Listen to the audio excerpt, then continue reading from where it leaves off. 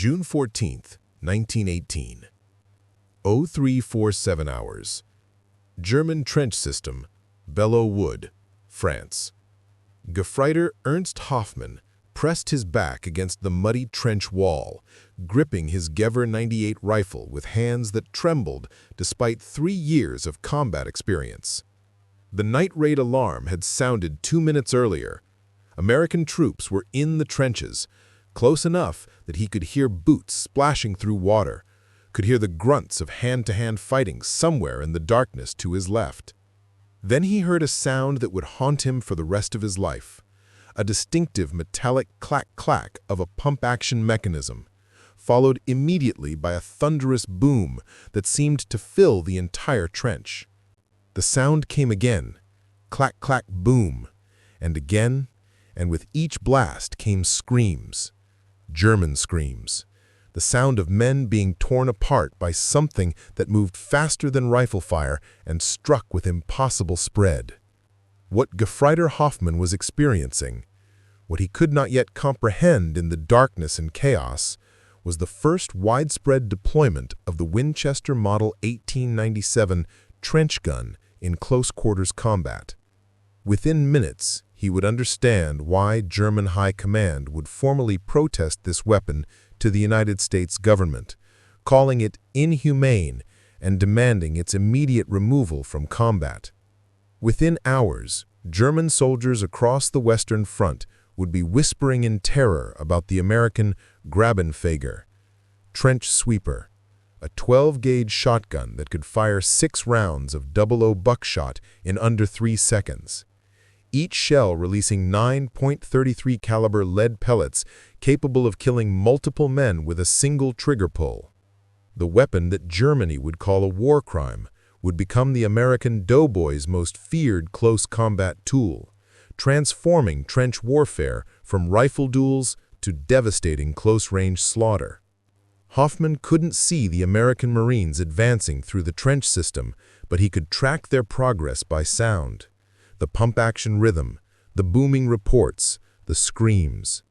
Rifle fire sounded sporadically, German soldiers trying to respond, but the firefight was distinctly one-sided. The Americans were moving through the trenches at impossible speed, clearing sections in seconds rather than the minutes that rifle-armed troops required.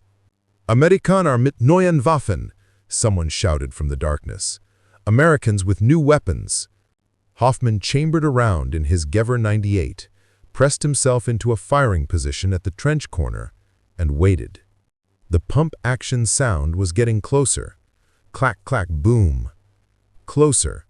Clack-clack-boom. 30 meters. 20 meters. A figure appeared at the trench intersection, silhouetted against the pre-dawn sky. Hoffmann fired, the Gewehr's 7.92mm round missing in the darkness. He worked the bolt action to chamber another round, a process requiring 2 seconds. The American figure raised a shorter weapon, pointed it down the trench where Hoffmann and 3 other German soldiers crouched, and fired. The sound was devastating, not the sharp crack of a rifle, but the deep, thunderous roar of a shotgun at close range. Hoffmann felt the air displacement as buckshot pellets screamed past his head, heard the wet impact of lead striking flesh behind him, heard men fall. The American pumped the action, clack-clack, and fired again, before Hoffmann could chamber his second round. This time, one pellet struck Hoffmann's left shoulder, the impact spinning him against the trench wall. He survived only because the American Marine moved forward toward other targets, rather than firing a third round at the wounded German. Hoffmann would spend the next 4 months recovering from his wound. He would never forget the sound of that pump-action shotgun or the speed at which it cleared the trench. The Winchester Model 1897 shotgun that terrorized German trenches was not a new weapon. It had been commercially available since 1897, used primarily for hunting and sport shooting in America. What made it devastating in trench warfare was a combination of its mechanical design and the nature of close-quarters combat. The Model 1897 was a pump-action shotgun. Each pump of the forend ejected a spent shell and chambered a fresh one from the tubular magazine. An experienced user could fire all 6 rounds in under 3 seconds by holding the trigger down and simply pumping the action. This slam fire feature, though technically a mechanical quirk rather than a design intention, transformed the weapon into the fastest-firing repeating firearm available in 1918. The U.S. Army version, officially designated the Model 1917 Trench Gun, featured several modifications for combat. 20-inch barrel. Standard sporting versions had 26 to 30-inch barrels. Ventilated barrel shroud with bayonet lug. 6-round tubular magazine, 5 in magazine plus 1 in chamber. 12-gauge chamber for military 00 buckshot loads. Sling swivels for carry. Military finish and markings. But the true devastation came from the ammunition. Each 12-gauge 00 buckshot shell contained 9.33 caliber lead pellets, each weighing approximately 54 grains. When fired from a 20-inch barrel, these pellets exited at approximately 1,200 feet per second, maintaining lethal velocity to 50 yards. The spread pattern at trench combat distances, 5 to 25 yards, was devastating. At 10 yards, the 9 pellets would spread across a pattern roughly 12 inches in diameter. A man-sized target at that range would be struck by multiple pellets simultaneously, each pellet carrying energy equivalent to a .38 pistol round. Lieutenant Colonel Harold Morrison, U.S. Army Ordnance Department, explained the tactical rationale in a 1918 training document. The trench gun addresses the fundamental problem of close-quarters combat. At ranges under 20 yards, aimed rifle fire becomes difficult under stress and poor visibility. The soldier who hesitates to aim accurately is killed by the soldier who shoots faster, even if less accurately. The shotgun eliminates this equation. The spread pattern means that precise aiming is unnecessary. Point in the general direction of the enemy and fire. At trench distances, you will strike the target. More significantly, you will likely strike multiple targets with a single shot if enemies are grouped in a trench. The pump-action mechanism allows sustained fire faster than bolt-action rifles. A trained shotgunner can fire 6 rounds, 54 pellets total, in 3 seconds. A rifleman with a Gewehr 98 can fire perhaps 3 rounds in the same time. The mathematical advantage is overwhelming at close range.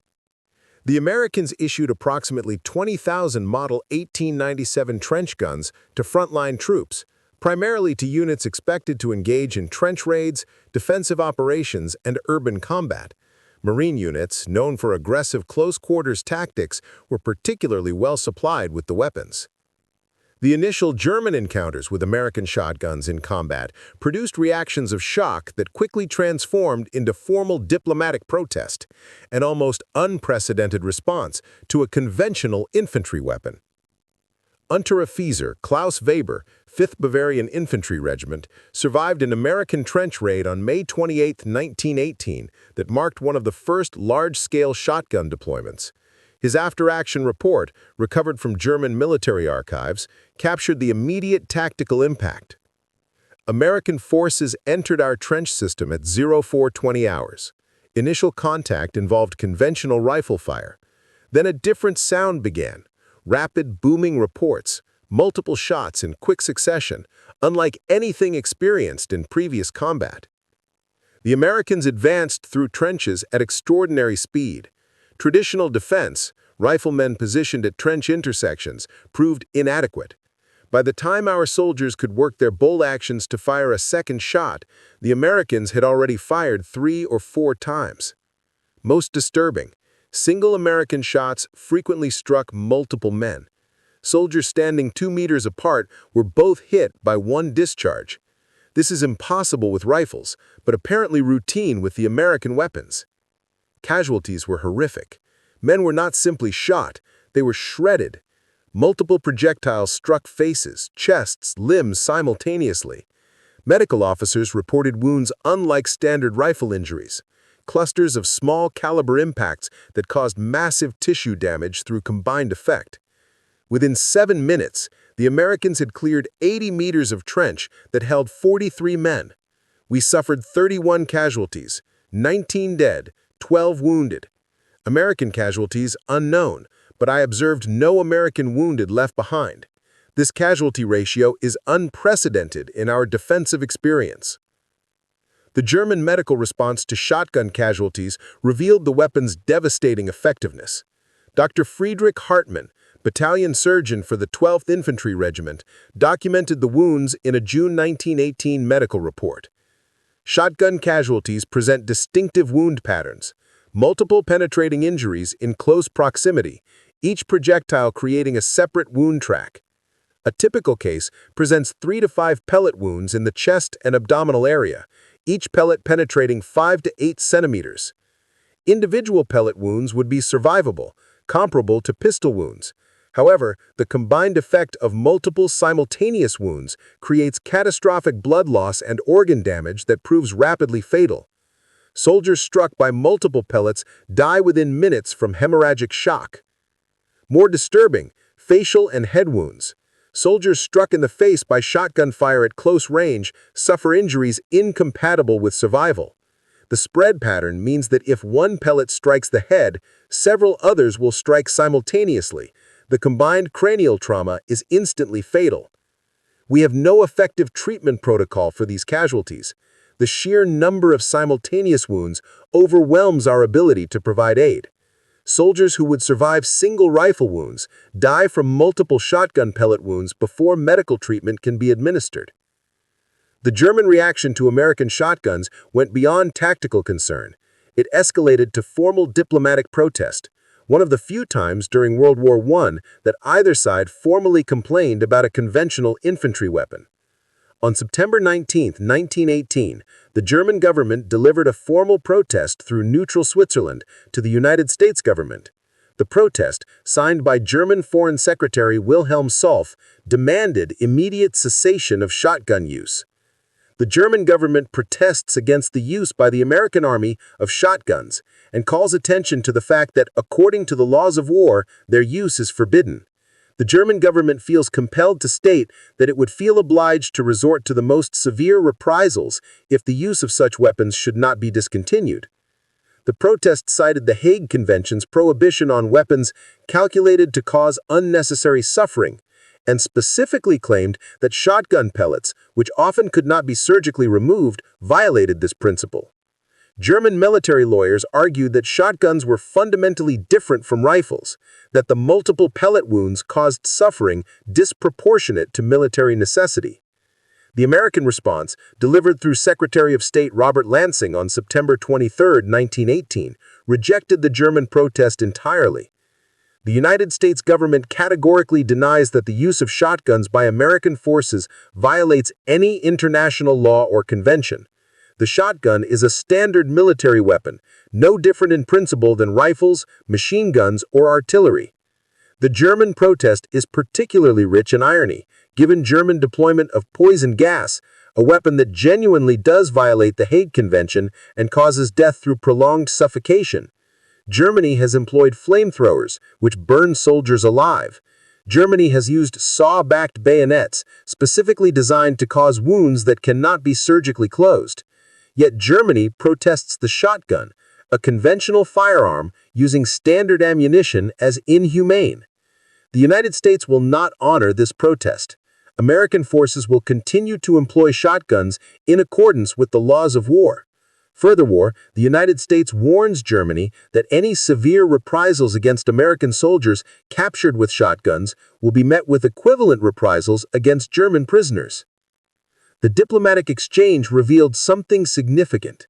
The German protest was not merely legal posturing.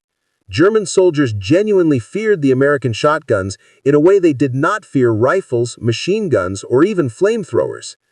The shotgun had achieved a psychological impact disproportionate to the actual number deployed. To understand why shotguns terrorized German soldiers, one must understand the tactical dynamics of World War I trench warfare and how the shotgun exploited specific vulnerabilities. Trench combat occurred at ranges of 5 to 50 meters in conditions of poor visibility, physical exhaustion, and extreme stress. Under these conditions, the standard infantry rifle, designed for accurate fire to 500+ meters, was ill-suited for the task. The bolt-action mechanism was slow. The single projectile required accurate aiming. Missing meant a 2-second delay for the second shot. The shotgun inverted every disadvantage. Speed of fire. A Model 1897 could fire 6 shots in under 3 seconds using slam fire technique.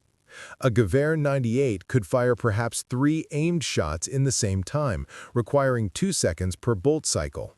In close combat, this 6-to-3 firing rate often meant the shotgunner fired twice before the rifleman fired once. Hit probability. At 10 yards, a shotgun's spread pattern covered approximately 1 square foot. A man-sized target was nearly impossible to miss. A rifle required precise aim to strike center mass. Under stress, in darkness, while moving, the shotgun's hit probability approached 90%, while the rifle's hit probability might be 30 to 40%. Multiple target engagement. 9 pellets per shot meant that soldiers clustered in trenches could be engaged simultaneously.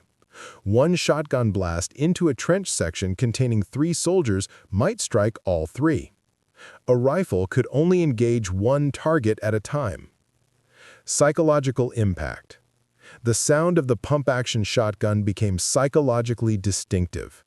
German soldiers learned to recognize the clack-clack of a shotgun being pumped and understood it meant imminent, unavoidable attack. The sound triggered panic responses. Barrier penetration. Shotgun pellets, contrary to common belief, could penetrate the thin wooden boards, sandbags, and sheet metal that provided cover in trenches. Multiple pellets striking the same barrier simultaneously often punched through materials that would stop a single rifle bullet. Private Robert Thompson, 5th Marine Regiment, described his experience using the trench gun during the Belleau Wood fighting. They gave us the shotguns before we went into the wood. Officers said these were for close work, clearing German positions. We trained for 2 days on the range, learning the pump action, learning to shoot from the hip rather than aim properly. First time I used it in combat, I understood why the Germans hated it. We were clearing a trench, moving section by section. German soldier popped up about 15 feet away, had his rifle up. I didn't aim, just pointed the shotgun in his general direction and pulled the trigger while pumping. He went down, so did the soldier behind him. 1 shot, 2 casualties, maybe 3 seconds from seeing the target to moving forward. With a rifle, I would have had to aim carefully, fire, work the bolt, aim again for the second target. Probably would have been shot myself before I got the second round off. After that, every Marine in our company wanted a trench gun. We understood, in close combat, the shotgun was faster, easier, and more lethal than anything else we carried. The Germans understood too. They started surrendering the moment they heard the pump-action sound. German forces attempted multiple tactical responses to the American shotgun threat with limited success. Increased trench spacing. German commanders ordered soldiers to spread out in trenches, preventing multiple casualties from single shotgun blasts. This reduced defensive density, creating gaps that American troops could exploit. Enhanced barriers. German engineers reinforced trench barriers with thicker materials designed to stop shotgun pellets. This required resources that were scarce in 1918 and slowed defensive construction. Counter raids. German forces attempted their own trench raids, using concentrated rifle fire and grenades to kill American shotgunners before they could deploy their weapons. These raids achieved mixed results. American forces quickly learned to position shotgunners at defensive choke points where they could respond instantly to German entry. Psychological conditioning. German officers attempted to reduce the terror caused by shotgun sounds through training that exposed soldiers to the pump-action noise. This had minimal effect. Soldiers who had experienced actual shotgun fire remained terrified regardless of training. Lieutenant Otto Brandt, company commander in the 28th Infantry Regiment, documented the futility of tactical adaptation in his war diary. June 1918. We have received directive to implement counter-shotgun tactics. Disperse troops in trenches, reinforce barriers, maintain aggressive posture to prevent American close approach. These tactics are theoretically sound but practically ineffective. The fundamental problem remains. At close range, the shotgun fires faster and strikes harder than rifles. No amount of tactical adjustment compensates for this basic mechanical advantage. A soldier with a shotgun will win against a soldier with a rifle in close combat, assuming equal skill and courage.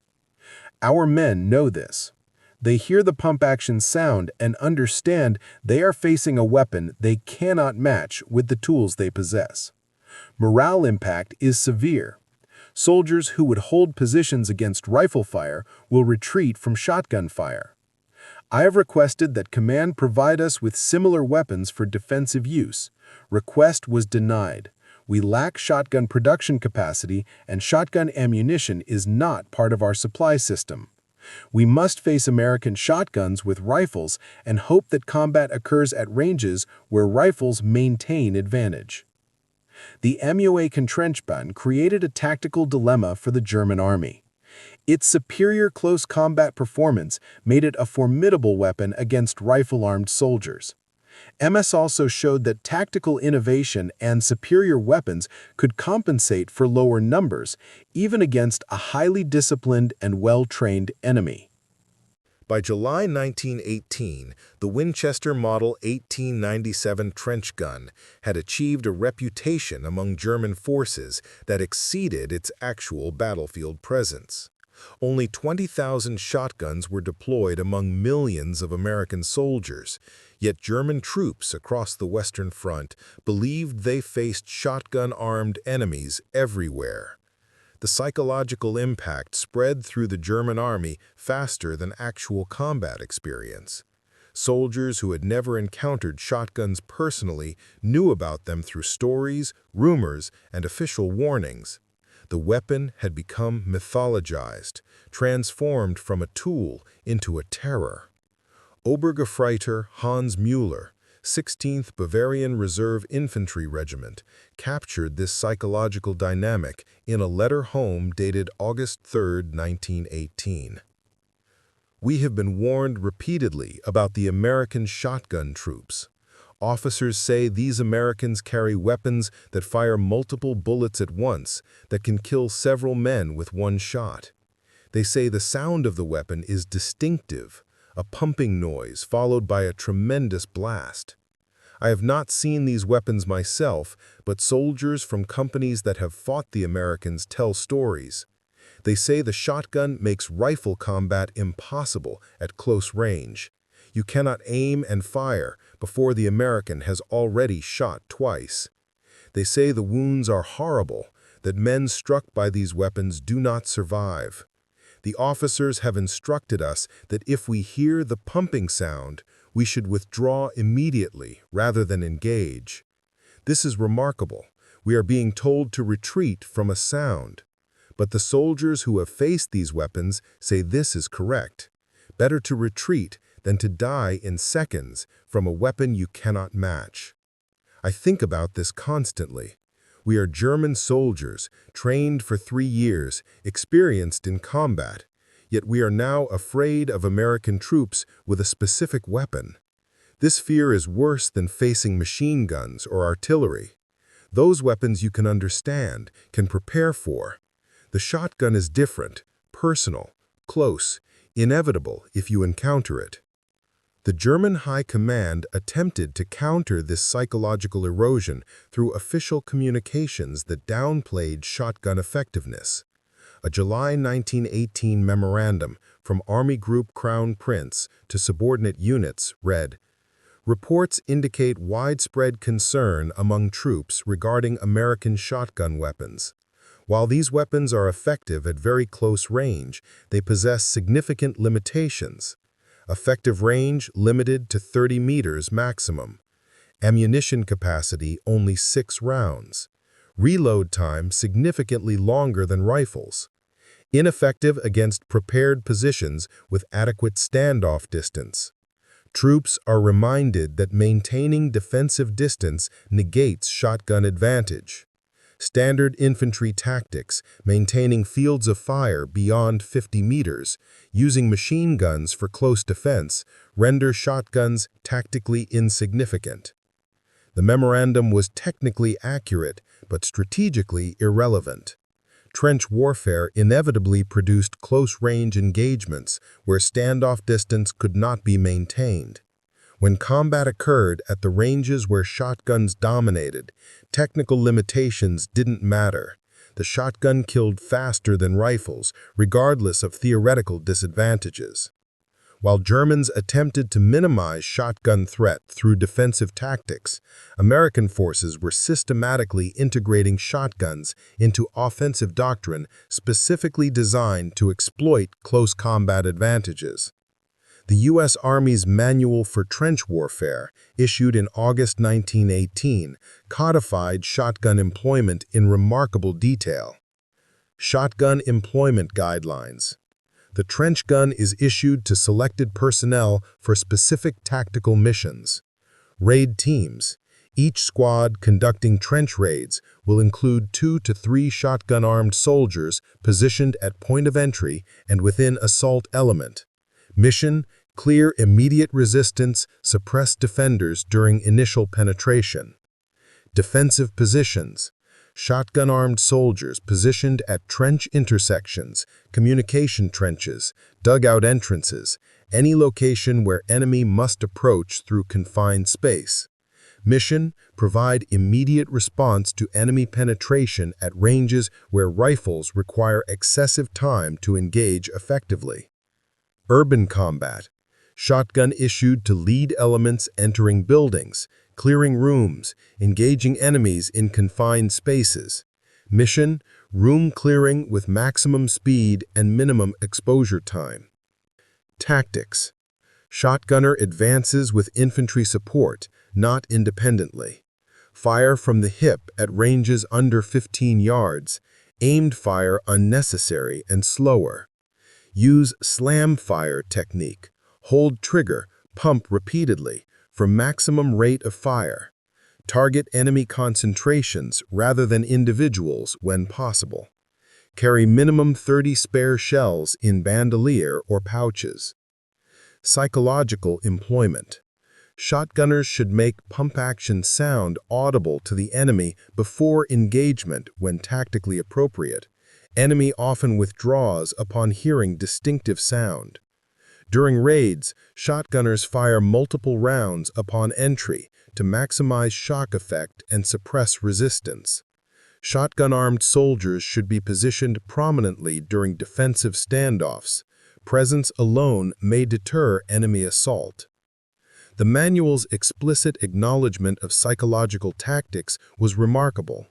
American doctrine recognized that the shotgun's reputation had become a weapon itself. Sergeant Michael Donovan, 2nd Infantry Division, described practical application during the Meuse-Argonne Offensive in September 1918. We were clearing a German strongpoint, concrete bunker with multiple connecting trenches. Standard tactic would be grenades followed by rifle fire. Our lieutenant had a different approach. He put me and another shotgunner at the trench entrance, told us to pump our shotguns several times, not firing, just making the sound. We did, worked the action loud enough for Germans inside to hear, waited 30 seconds, then loudly chambered rounds and advanced. Germans surrendered before we fired a shot. 23 soldiers came out with hands up. They heard the shotgun sounds and decided they'd rather be prisoners than face what they knew was coming. Our lieutenant called it acoustic persuasion. After that, we used the technique routinely. Make the pump action sound, wait, advance. Germans would surrender perhaps 60% of the time without firing. When they didn't surrender, we'd go in firing, 6 shells per shotgunner in about 3 seconds. usually took under 10 seconds to clear a position that rifles would have taken minutes. The integration of shotguns into American tactics created a combined arms approach where rifles, shotguns, and grenades complemented each other. Riflemen provided covering fire and engaged at medium range. Shotgunners cleared close combat spaces. Grenades suppressed positions before shotgun entry. The system maximized each weapon's strengths while minimizing limitations. Post-war interviews with German soldiers who survived encounters with American shotgunners revealed the deep psychological trauma the weapon inflicted. These testimonies, collected by the U.S. Army Historical Division in 1919 to 1920, provide unfiltered perspective on shotgun impact. Gefreiter Paul Richter, 5th Guard Infantry Division, captured October 1918. I was captured by Americans using shotguns during the fighting near Sedan. My position, a communication trench, was overrun in less than 1 minute. The Americans came around the corner, firing those weapons continuously. The sound was like continuous thunder in the confined space. 3 men in front of me were struck by the first shots. They didn't fall. They were thrown backward by the impact. Multiple projectiles striking simultaneously creates force like being hit with a club. One soldier's face was, I cannot describe. Multiple wounds from single shot. I dropped my rifle and raised my hands immediately. I am not a coward. I fought 3 years on the Eastern Front, survived Tannenberg, fought at Verdun, but facing that weapon at close range is not combat. It is execution. You cannot fight back fast enough. The American fires 3-4 times before you can chamber 1 round. In POW camp, other soldiers asked what battle I was captured in. I told them I was captured by shotgun troops. They understood immediately, said I was lucky to be alive. The shotgun has reputation among captured soldiers. We discuss it often. Everyone who faced it says the same thing. You cannot win against it at close range. You can only hope to survive. Unteroffizier Franz Becker, 8th Jäger Battalion, captured August 1918. Americans attacked our position at dawn. I was in a dugout entrance when I heard the pump action sound. I knew immediately what it meant. I have heard that sound in nightmares since first encounter in June. I ordered my men to withdraw deeper into the dugout and barricade the entrance. We did not attempt to fight. Fighting meant death. 3 soldiers refused to withdraw, tried to defend the entrance with rifles. All 3 were killed in under 5 seconds. The American shotgunner fired 6 times, I counted, and all 3 men were casualties. The American did not advance into the dugout. He called in English for surrender. We surrendered. This is the only tactically sound response when facing shotgun at close range.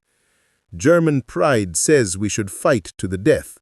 German tactical sense says we should survive to fight in situations where we possess advantage.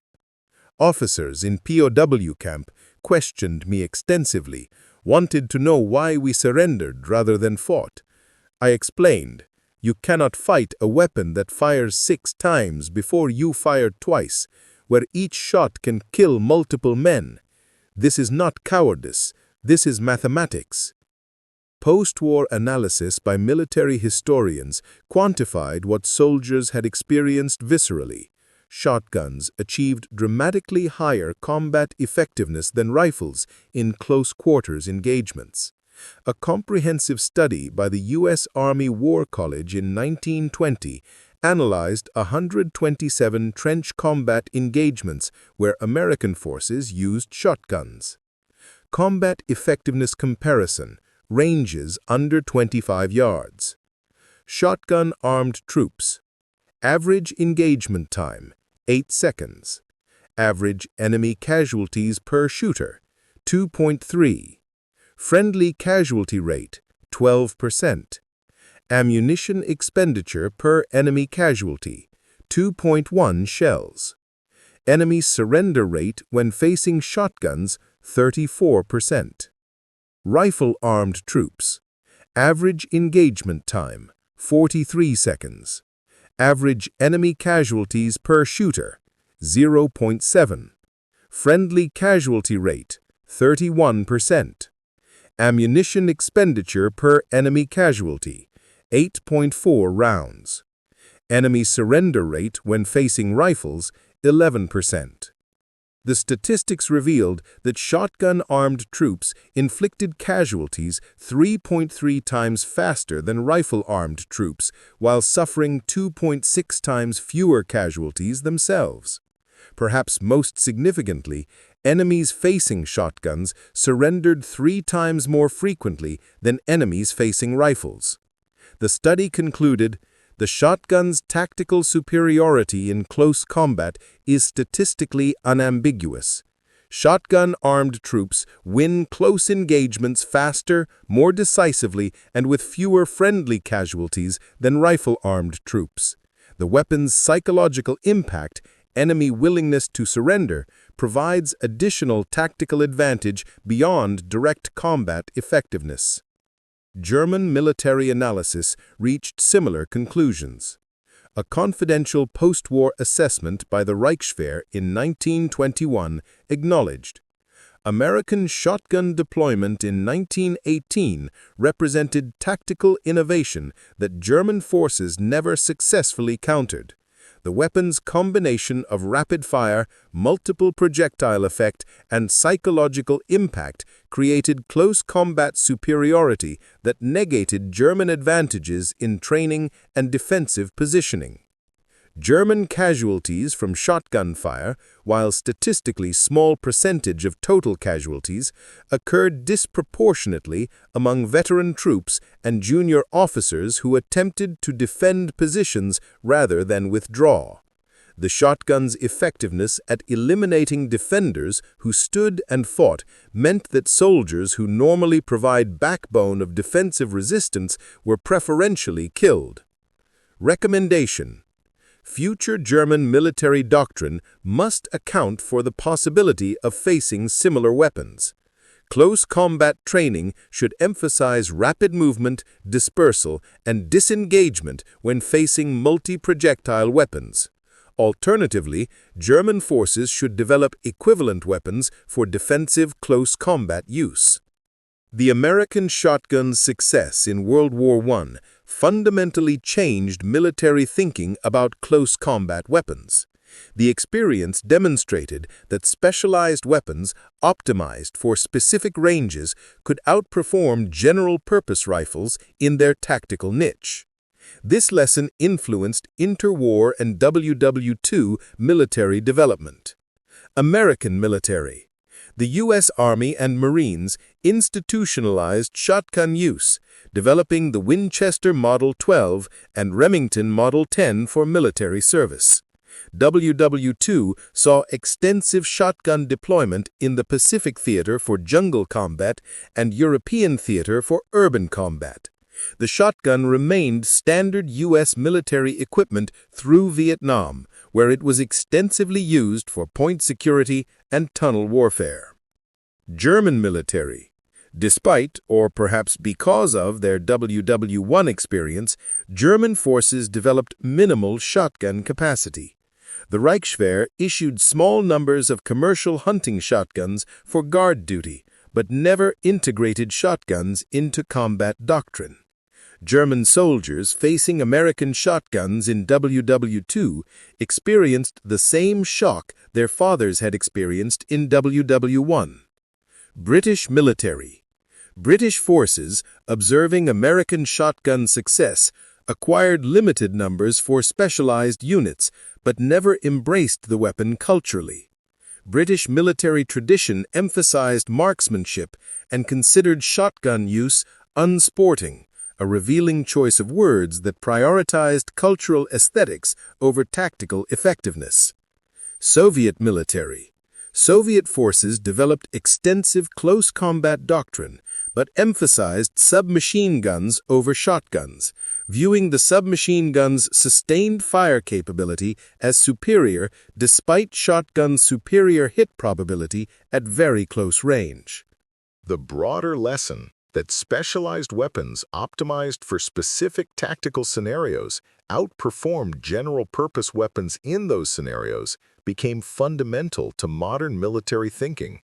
This principle led directly to development of submachine guns for close combat, designated marksman rifles for medium range, light machine guns for sustained fire, grenade launchers for indirect fire, each weapon optimized for a specific tactical niche rather than attempting to create single weapon for all situations.